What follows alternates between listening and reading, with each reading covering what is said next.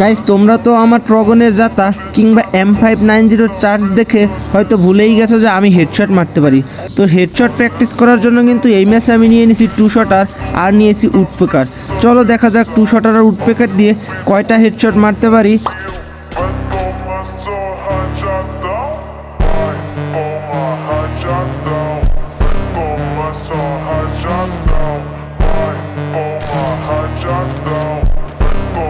So